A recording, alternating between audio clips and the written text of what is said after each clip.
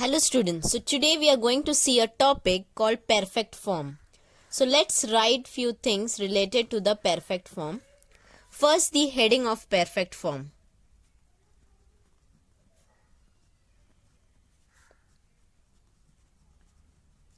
Now students, this topic called perfect form, it has two names.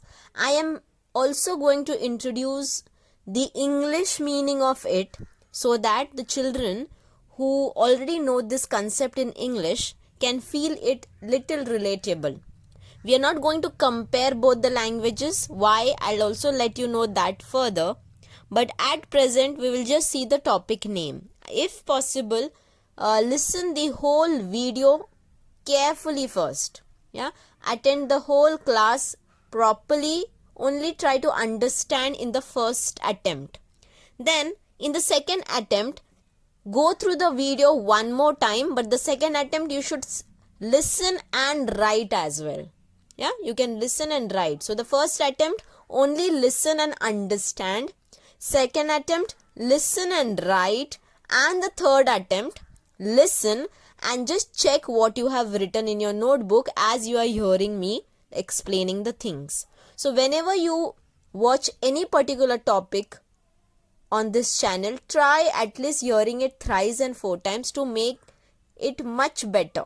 Okay, so that you will understand it much better. So let's see. It's a perfect form. Now this perfect form, it has two names, students. One is perfect form and the other one is Partizip 2. Partizip 2. So Partizip 2 is the second name of this topic. Like how we have real names and pet names, but the individual is same. Yeah. For example, one person whose name is Pratik. Okay. And his pet name is maybe Ram at home. Can be. Yeah. Anything like Pratik. So maybe Pix. Anything. His name is there. Pet name. So this particular, but that Pratik person is same. Yeah. His identity is same. So whether it is perfect form or participle 2, meaning of both the topic is same. It's a same topic. The name, two names of the same topic. So don't get confused with it. Why I'm telling you this? Because in exam, sometimes they write fill up perfect form or sometimes they write fill up participle 2. So children, even after knowing the concept, they don't solve it because they feel that this name, I don't know this name or I don't know this name. Yeah, so don't get confused. It is the same topic's name, perfect form or participle 2. This is the name. Now let me ask you few questions so that you will understand what topic I'm talking about. Yeah, so the question for you from my end is, what did you do yesterday? What did you do yesterday, or what you did yesterday? Yeah. So when I'm asking you this question, what you did yesterday or what did you do yesterday, when I ask you these questions, you might be having 2 or 3 answers. So I want you to write those answers over here, maybe 5 at least. Yeah. So my question you can write over here, what did you do yesterday or what you did yesterday is the question. And then you give me 5 answers of that particular questions. Start the answer with I. So for example, now I'm giving my 5 examples. You all don't copy my 5 examples. Even if you want to copy, you copy it, but also write your own examples too. So my first example can be, I studied yesterday. You can pause the video, write your own sentences. Yeah. Keep it simple. Only pronoun and a verb is enough. Don't make it complex. Don't give me whole story what you did yesterday. Only one-liners. Okay. So I studied math yesterday. Yeah. Whatever. Mathematics, chemistry. Yeah. Or SP, accounts. Whichever subject you all are studying. So I studied this particular subject or I studied this particular language. Like this, you can give me one more example. I watched movie yesterday. Yeah, I watched a movie yesterday. Yeah, or I cooked for myself yesterday. Can be. I went to park yesterday. I did this particular activity yesterday. So now you come back. Over here you have your own 5 sentences. If you observe carefully, y'all must have also used this forms only, like studied, watched, attended the class. Some children gave the answers like I attended a particular exam yesterday, or I went out for dinner yesterday, or I traveled to South Korea yesterday. Yeah? So whatever you want to give the answers, the main part in this answer is this word: studied, watched, cooked, went. I ate Maggie yesterday. So if you observe, when it is asked to English speakers, the people who can talk in English, if we ask them what did they do yesterday, they gave all kinds of answers, all different verbs, but the form is same. The form is similar. It is ending with ed, yeah, mostly. Or there are some verbs like eat, eated. We don't say like that. So there is these are the past tense. Ate we say. Go, we don't say goed. We say went in the past tense form. That everybody knows. I don't have to explain you that in detail. So we know that study becomes studied in past tense. Eat becomes ate in past tense. Go becomes went in past tense. So all this form are called simple past tense form generally.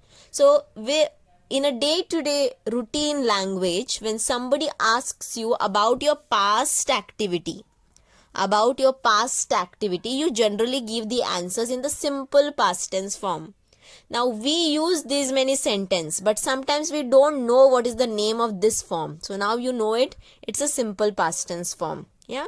Now this is for the English speakers. Now let's talk about German people now, because we are learning their topic. So I need to come to that concept first. I gave you this example for a reason. Yeah, now I'll tell you what that reason is. So these normally English speakers give these examples. Now how do German people give examples if the same questions are asked to them? Okay, so I'm not going to give you German examples. I'm only going to tell you that if a German person gave these answers in English, how they might give the answer. So they might say, instead of saying I studied maths, they will say I have studied maths. Or instead of saying I watched movie, they will say I have watched a movie yesterday. Yeah. Instead of saying I cooked Maggie, they will say I have cooked Maggie yesterday. Yeah. Instead of saying I went, they might say I have gone to disco yesterday. I had been to disco yesterday. Also you can say been. I have been to this particular place. Yeah. Instead of saying I ate, they might say I have eaten this particular burger or pizza yesterday. So this is the difference between English speaker speaking in English and German speaker speaking in English. Okay.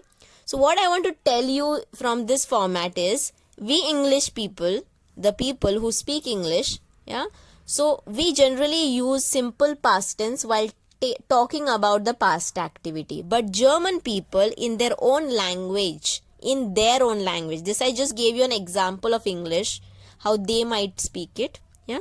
So, but if they are learning English language, they need to speak in this manner actually. But I'm just giving you an example how German people might speak if we translate their sentences word to word. So German people, they normally use this as a past tense, but this form of past tense is called present perfect, students. Yeah.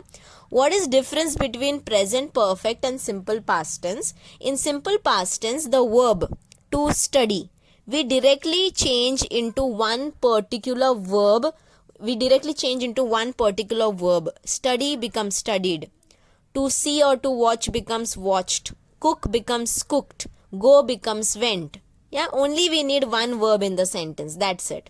But in present perfect tense, we need a helping verb and we need the verb third form of verb. This last part, gone, gone, go becomes went in past tense, and gone is the third form of verb. This part, even if we use it, we know these forms, but sometimes we don't know the names of that forms. So the name of this form is called third form of verb. It is called third form of verb. Why it is called third form of verb? Actually, when we learn it, when we were small, when we were learning it, we learned it in this manner.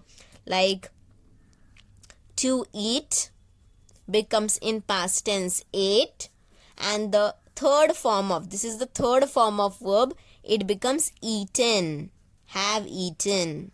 Okay, we say have eaten. This is called the third form. Like, for example, to go becomes past tense went, and the third forms become gone, have gone.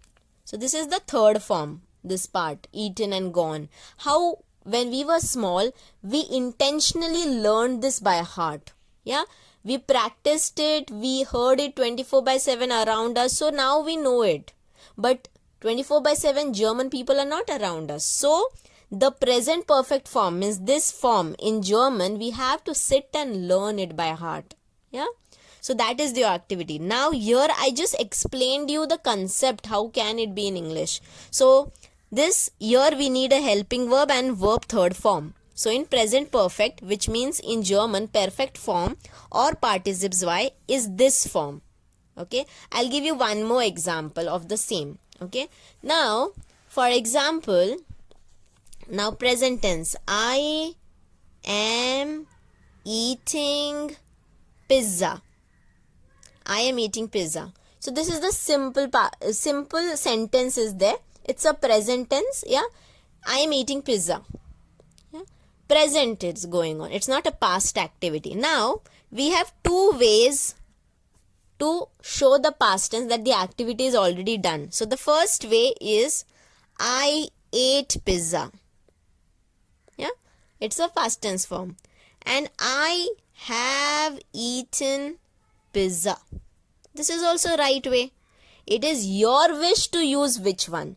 Generally, both the ways are correct.